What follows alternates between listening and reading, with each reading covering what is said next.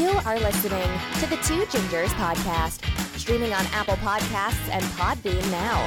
Here are your hosts, Sir William and the Duchess.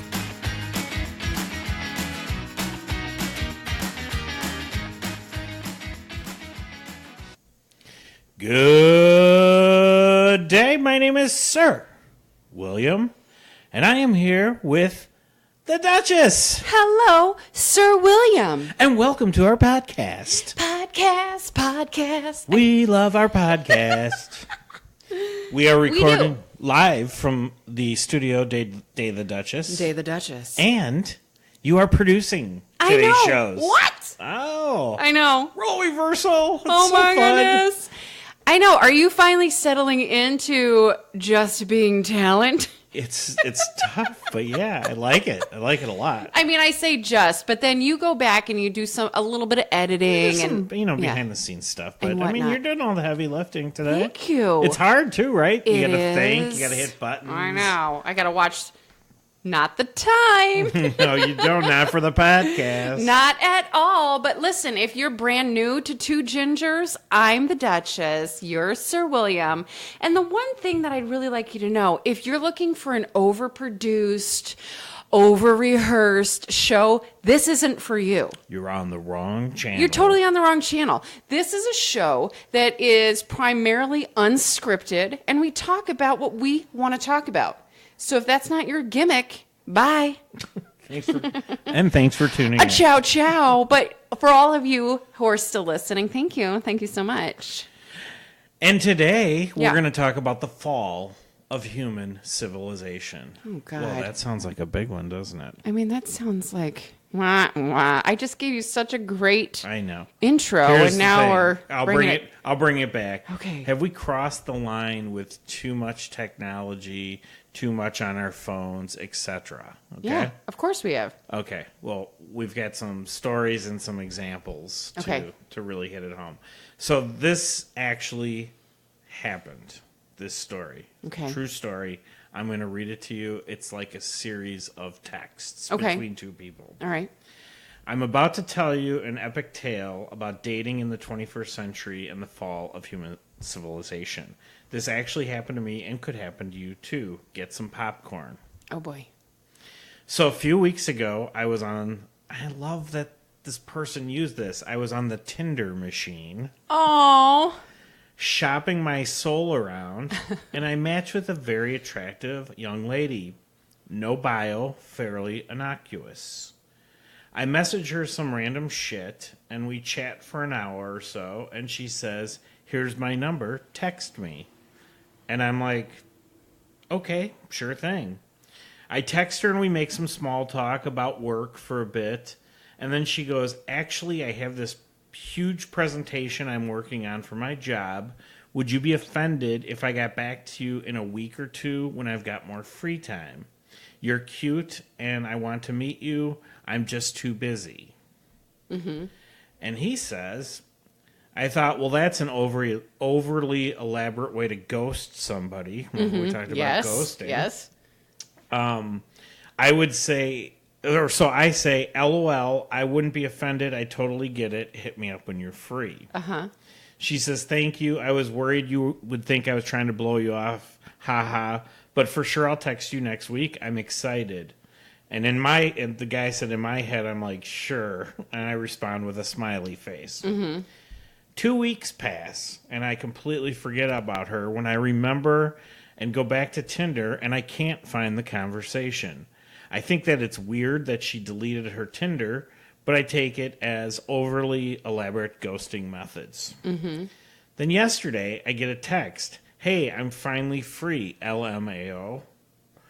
My friend is DJing near Union Square around 6 tomorrow, and I was wondering if you wanted to go for a bit, and then we could go get drinks after and see what happens. Mm-hmm. I'm like, well, I'll be damned. Genuinely, I didn't think she would message me. So I reply, yeah, I should be free. I'd be down. She says, amazing. I'm going to be running around today and tomorrow, but just come around 6 and I'll meet you by the stage and we'll head out. I say, sure thing, looking forward to it. This morning, she texted me at 9 a.m. Hey, it's going to rain today, but I think it should clear up in time for our date. And I'm like, cool, I'll be there. I played some football with a buddy earlier today. I expressed my feelings about the situation. I find her Instagram, and it says singer, actress, model, 3,000 followers. And I'm like, ooh, I don't know, bro. This shit feels off, but fuck it. I'm going to go. Mm-hmm. I make my way over to Union Square. I eat a hot dog and look over by this open lot by 17th Avenue. There's a stage and a DJ and about 100 people and cameras. And shit, I think, well, this is some random-ass Manhattan shit. Mm-hmm. I love this guy. Mm-hmm. She texts me and says, hey, I'm running a little late, but just meet me by the stage, then we can go. I wasn't going to stand in front of the fucking stage, so I stand to the side a bit. Eventually, I see a girl moving towards backstage with 2 enormous bodyguards in sunglasses, and I realize it's her. And I'm thinking, what the fuck is going on? Mm-hmm. I stay back and assess the situation, and I'm like, fuck, I'm going to stay right here where I am till she texts me. Yeah. The DJ eventually stops playing, and she gets on the stage. And I'm so fucking confused, but think, well, I guess she's a social media personality or some shit. I immediately think I'm too old for this shit. Oh, no. She gets on the mic and is like, thanks for coming, and I bet you're all wondering what this is about. And I'm thinking to myself, yeah, I'm wondering what the fuck this is all about. And then she says, so I know all of you here are on Tinder. No. And then she says, I invited you all here for a chance to go out on a date with me, and proceeds to give a Hunger Games speech about what it's going to take to date her. All the dudes there she found on Tinder and texted them the same shit. Every man in the crowd looks down and mimes, what in the name of Scooby-Doo is the shit to themselves. Isn't that hilarious? Oh my God, is this a real story? It's a real story. It really happened, yeah. I want pictures. You can't just make that up. That's amazing. Can you imagine? Yes. That actually happened to me, by the way, when I was in college. Not to the same level, but there was a girl who let 5 of us, who were all good friends, believe we were all dating her. And she invited us to her lake house. And then all of a sudden we all show up and we're like, what the F is going on here? And then it turns out she's a lesbian. Okay. So yeah, what do you think about that? I think that's amazing. I'm like, how did this girl pull this off, though? Like, she got a stage, security guards. Like, come on. This is why I'm like, this sounds fishy. I need to have documentation that this really happened. Right, we'll get it for you. I really do, but it doesn't. Who makes that up? Are you kidding? I think it's great. I do think it's great. Don't get defensive. This didn't happen to you. It did not. Thank goodness. You don't know anybody who did this. Don't know anybody. Don't know the fall. Calm yourself. But yes, I think that people are also desperate and want to believe that, it's out there. But immediately when he says that her Tinder account was taken down, like, that's it. That's when you thought something was fishy. Yeah. Yeah, completely. I'm out. Yeah. Because, as you know, I have been watching that stupid show Catfish too much. Okay. And immediately I'm like, because it was a dude or, whatever. Something was up. Why would she delete that account? Right. I mean, I absolutely delete it as you're walking out onto that stage because everybody's going to blow up your phone and like right, exactly. Really tear into you about what a crappy thing you just did. But right. How about this? 85% of people are more likely to speak to a bot or somebody on the internet than share personal information with a real doctor or nurse. That's a problem. We've gotten to a problem stage if that's true. 85% of people would rather speak to someone online. No, they're more likely to share personal information with someone online that could be a bot, not even a real person, than they are with a real doctor or nurse. That doesn't really surprise me. And here is why I'll say that. We have seen more often, more recently, that people are more ballsy behind a typewriter. Oh, for sure. Behind that keyboard. Oh, yeah. Than they are face to face. You know? No doubt about it. So, especially if you're talking about something embarrassing or something super personal, like I've got chlamydia. Right. It burns when I pee. You know? Like, what's wrong with me? much rather look it up on WebMD than call my doctor and be like, so I got this bump here. Yeah. You know, I mean, I can understand that. But that being said, it's also more readily available. It was never available before for us to not have to talk to somebody. Right. So the fact that it's an option. Yeah, it's still interesting. I'm going to get real for just 1 second. Yeah. I'm really, this is real. I was looking to go and to see someone about my anxiety, right? And as you know, that's usually a psychologist or psychiatrist or counselor. And I took the option to email about an appointment rather than just call the office. And it's like, why? Why can't I just call and talk to the nurse? I thought you were going in a different direction there. Set up an appointment. Okay.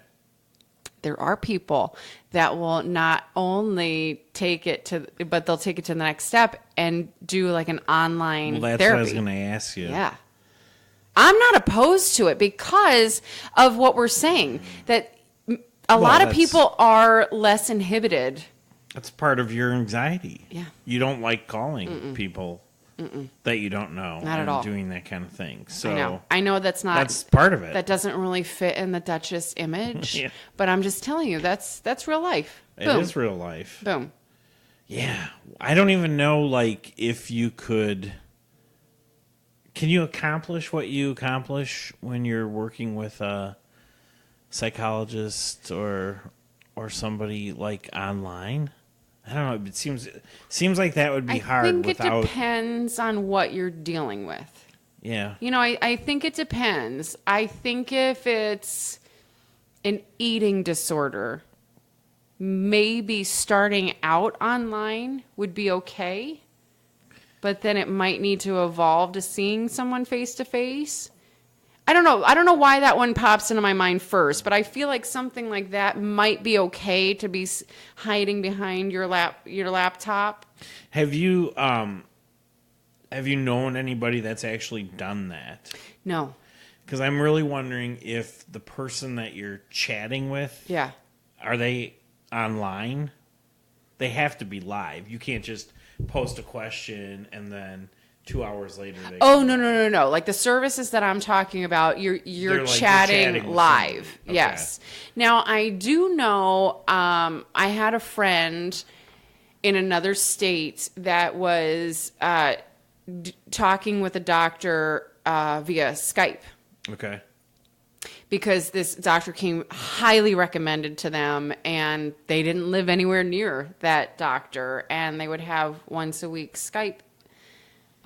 See, and that seems to me sessions. like that's so much closer to being face to face. Because the problem with the chat Yeah. and kind of the root of what we're talking about here, if you're in a scenario like that, emotions matter so much. Completely. Right? Like, are you really sad when you're typing this thing? Right. Or, is this like they're trying to, you go in with something that you're concerned about. Right. And they help diagnose, like, that's usually not the problem. It comes from somewhere else. And they're going to guide you to that. And then you work on, like, strategies and stuff. But emotions are what gets in the way. And you can't see that. Right. And that's, like, a big part of the problem with what we're talking about here, like people doing promposals over Twitter or breaking up. That one blows my mind.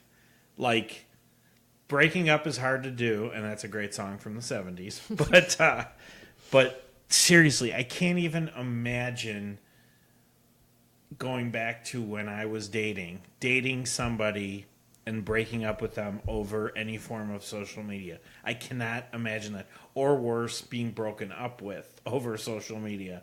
I just can't imagine. I can't even wrap my head around it. I don't understand it. But it goes back to what we talked about a couple weeks ago, talking about the ghosting. And if you didn't listen to that podcast, go back and listen to it. I just think it's such a pansy way.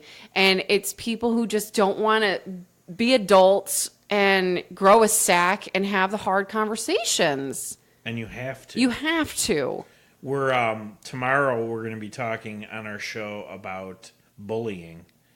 Yeah, on our radio show. On our radio show, yeah. And cyberbullying and things like that. And it's just so incumbent on parents to talk and communicate with your kids, hopefully to the point where they're communicating back. Right. Because the whole gist of bullying is people need to let adults know when that kind of thing is happening. Right. Or else it's never going to stop. So... yeah, I'm a little bit afraid of what we're doing to each other in society, but also to our kids. Right. Because this is like a whole generation now of kids who, like, we knew what life was like before the phone. Mm-hmm. And one of the things that we have on a list of stuff to talk about is a social media detox. Mm-hmm.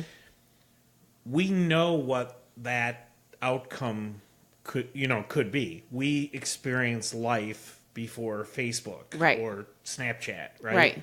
But these kids haven't. No. I mean, these kids are being brought up, and you see real little ones playing with mom or dad's phone from day one. They're like swiping left before any of us knew what swipe left meant or whatever. Yeah. It's scary. It is scary. And it's like, how do you slow that down? How do you... I don't know, because I'm in the thick of it right now. We just gave little mama her first phone, and we are in the thick of it. We're trying to figure it out as we go, realistically, because you can read all the blogs and all of the books and listen to all of the parenting podcasts out there, but you do have to go based on your kid and what your child is coming across, like what's happening in their scenario, because you also don't want them to be left out. You don't want them to be behind. You don't want, well, my mom won't let me have this, and this. And then they're talking about your kid because they're not involved in these types of things. It's like such a slippery slope. Well, these kids are actually taking classes on tablets. Right. So if they're not used to operating them, they're super far behind everyone else from the get-go, Exactly. So how about this concept of the detox, the social media detox, and just breaking away from it? Like, I was thinking about that. I could not have my phone with me for more than the sleeping hours. I know. I mean, ironically, I use my phone to wake me up every day. Mm-hmm. That's my alarm, and it just starts from that. In one of the jobs I'm doing right now, I drive Uber. Mm-hmm. I have 2 apps open at least to be able to function in that role. Without that, or like if I'm in a place where the internet goes down, I'm jacked. I can't. You can't my work. job. Well, but here's the thing. You could not the job, but you could do a little bit of a detox. Well, you don't have to use your phone to wake up. Right. And social media is different for sure. You could be like your children, that you make them plug in their phones in the charging station before they go to bed. You could make yourself do that. I'd have to go get an alarm clock. And go back to using an alarm clock that costs $8 at Target. I don't just, You could. I mean, there's no reason that you have to have it with you at all times. But we are so worried about missing out. Well, that's the thing. Like, and you, of all people, you allow notifications for every single app that you have. So when we sit here together, your phone is constantly buzzing and beeping and tweeting and twatting, and it's crazy. I have like 12 email addresses. Who cares? Why do I need that? Number one, why do you need that? And number two, say no to the notifications. Turn off your notification. Here, I'm going to challenge you to go into your settings for 1 week. This is your challenge. For 1 week to turn off all of your notifications. Doesn't mean that you get rid of all those things, but you choose when you go in to look at everything, and I want you to tell me what it does to your stress level. Yeah, I'm sure it would bring it down. Because I have notifications, all that comes up are texts. That's it. It's the only thing that shows up on my screen. So then I go in and I decide. Probably going to have you show me how to do that. I will. I'll absolutely do that. But I would really challenge you to do this. I don't think I would have a problem with that. I don't want them. I just probably set the settings wrong or didn't undo it. Great. Then we're going to change it now. I hate those things popping up. We're going to change it right now as soon as we're done recording. Right. And we're going to go ahead and see how it changes you. Because I'm with you. You know, it's difficult. Now, you and I, because we have the podcast and we have other things that we're involved in, you know, the Two Gingers umbrella, Kumbiotic, is growing by the day. Right. It's the only way for us to talk to you all quickly. Right. To get the word out quickly. Right. About different things. And you can't. So if all of a sudden you couldn't find us on social media? Right. And if people are asking us questions, we can't wait like 2 weeks to respond. This isn't the U.S. mail from 1973. Right, exactly. I don't want to rip on any U.S. mail carriers. No. They do a fine job. We need them and we love them. With all my Amazon packages. So I know, right? You have written down here 8 things that would happen if you broke up with social media. Right. Do you believe these? You'd be happier and more content with life. Yeah. For sure, I would think. I didn't worry about what anybody else was doing. Not that I worry now, but we're way too invested in other people's lives because of social media. Yeah. Let me ask you this before we go on to number 2. When your phone went down... We had man down there for a while, right? Yeah. And you're a self-admitted OCD person, like I am. Yeah. So we needed to get a new phone. Yeah. Fast. Yeah. Not only just a new phone, but a new phone that was back exactly in the place that old phone was. Right. That probably like dominated everything. Yeah. Does that concern you? It did. It did concern me. But what was interesting is that when I got it all loaded back up and all of my apps were in the right place and they were in the right folders and et cetera, I still thought that there was something wrong with my phone because it was quiet. I was getting no notifications at all. I wasn't seeing anything going on any social medias. And then I realized it's because it doesn't matter. Right. I know. It just doesn't matter. I know. So honestly, I have taken a giant leap back. I used to be on it morning, noon, and night way too much. And I've taken a giant step back, and it's been very therapeutic for me. Mm-hmm. I still look. I'm still going to go on there once a day. Right. Maybe twice a day. And you might miss a post or two.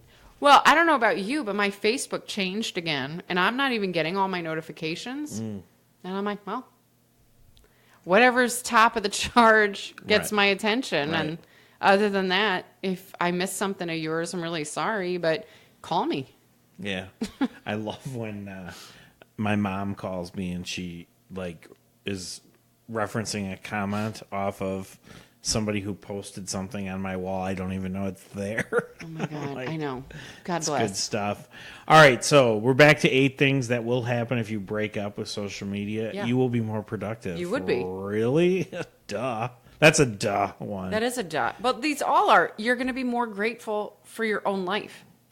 You'll definitely have an improved relationship with your family and friends. Obviously, spending more time. You'll be able to look up and see how beautiful the world is around you. Right. You'll be more innovative.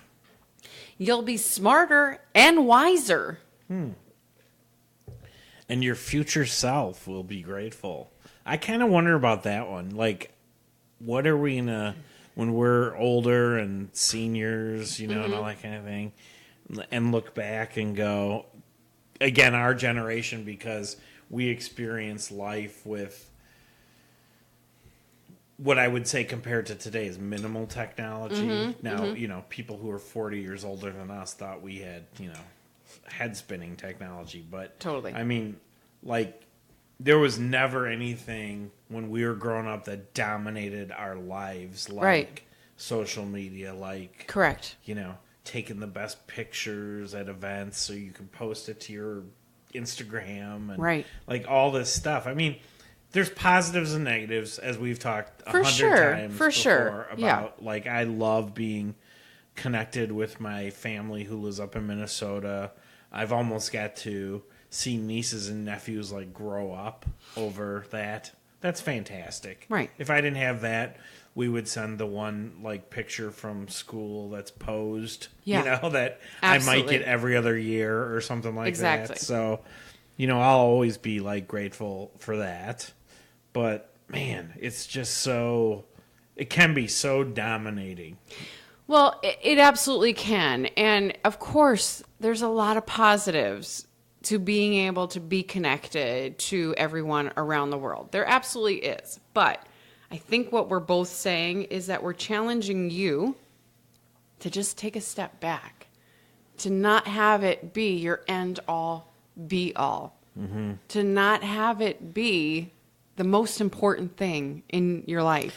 And it's Because it's not. It's not at all. And it starts. One easy way to start is by making sure you're carving out time to talk with your spouse or partner and your children. If you just do that, Right. the world will be a better place. Seriously. I have, as you know, the executive producer emeritus in South Dakota. Yeah. I can go weeks with text messages. That's it. That doesn't cut the mustard. Right. I called him yesterday when I knew he would be busy. And I'm like, hey, you busy? And he's like, yeah, I'm working. And I'm like, oh, okay. Just wanted to call to say I love you. Talk to you later. Bye. Right. He called me back. Right. Of course you did. Uh-huh. Right. That's all it takes. I know. But we have to talk. And you know what? That's where we talk about... it's funny. All the stuff we talk about on our show, friendships, all of these things are tied into this one topic. Right. You can let the technology dominate your life. And we're here to tell you it's not worth it. It's not. Because there's a famous quote, forgive me for not remembering at this moment who said it. We'll say T.S. Eliot. Okay. Probably not. But people will remember you by how you made them feel. That doesn't happen In a text from message. your Facebook posts. Right. It comes from two human beings interacting with one another. Absolutely. Allowing their energies to come together Absolutely. and to make a moment together. I'm witnessing this on a daily, weekly, monthly basis with my father, who's suffering from dementia. And it has been the longest goodbye I could ever imagine. But he, as you know, Sir William, he has been at this memory care unit for 3 years. Healthy as an ox, other than the brain. And often we can't communicate, but when I walk into a room with him, he immediately lightens, smiles, and is happy to have my energy around him. So for someone who can no longer communicate to me, he can still recognize this feeling between the two of us. He doesn't always know that that's because I'm his daughter, but that wouldn't happen of him just getting a card from me even, or an email that he reads, or that, you know, someone reads to him. Right. It's not the same. No, it's not. That's the best way that I can give you an example of what we're talking about today, is coming down to what's really important in life, and it is kind of going back to the basics. Yeah, and there's so many things going wrong in the outside of our life arena, in the world, if you will, that it is going back to the basics. It's making family at the epicenter of what's important. Right. And it's talking, it's face-to-face communication. Go back to family dinners, whatever it takes to facilitate that. But you know, Tiffers and I were just talking about this. Tiffers from Canada and I were talking about this. And she said, you know, nobody does family stuff anymore. It used to be when Billy had a baseball game, everybody went. Right. Your whole family sitting there in the bleachers waiting for Billy to be done. But now they can't, because Duchess Kate has a ballet class at the same time, and her brother Skippy has to be over at piano lessons, and this one. So it's just, you know, your sister sitting there in the bleachers watching you. You know, maybe tone it down a little bit. Yeah, I don't. Maybe pick things that only, you know, you can do together. I don't know. I think back to when I was growing up and we would go on family bike rides. I know, that just we makes did me, too. That just makes me like pee my pants now thinking know. about trying to pull that off today. I know. Can I just tell you that I'm in search of a new bike for Big because his completely broke. And honestly, it's going to take more money to like repair it than to just buy a new one. Nice. And it's because you and I cherish things like the simpler life of growing up in, well, for me, the 70s and 80s. For you, maybe the 40s and 30s. But going back to a simpler life where, what a great day for a Saturday afternoon. Like, that's what you did. You went for a family bike ride. Right. And then you went for a picnic. But it's now, it's go, go, go, go, go, go, go, go. Well, too bad. I am bringing some of this stuff back for our family. And I encourage you to try the same. But listen, don't get rid of it all completely, because then you can't listen to us on this podcast. Right, exactly. And now, well, it's just got to be one of the more important things. Right. This is the time in our show where I'm going to beg you to go ahead and type us a nice message, including those 5 stars. Right. Go ahead and give us a little 5-starage. Right. Hey, we're on Spotify now. We are on Spotify. How exciting is that? It's so cool. It's so cool. Yeah. Tell your friends to join us here on Two Gingers. But that's all the time we have for today. Don't worry, we'll come back next week. You can always find us on social media. Please follow us on social media. Our website is twogingers.com. That's gingers with a Z. On Facebook, Instagram, and Pinterest at Two Gingers, and on Twitter at Two Gingers, at Sir William 1015, and at the Duchess 1015. And stay classy. Bye-bye. But stay classy. Bye-bye. The Two Gingers podcast is written, hosted, and produced by Sir William Guerin and the Duchess Kate Curtin. Special thanks to WHRULP for technical assistance and studio space. Head over to our website for more at twogingers.com. That's Gingers with a Z. Also be sure to hit that subscribe button to get our weekly podcasts on Apple Podcasts.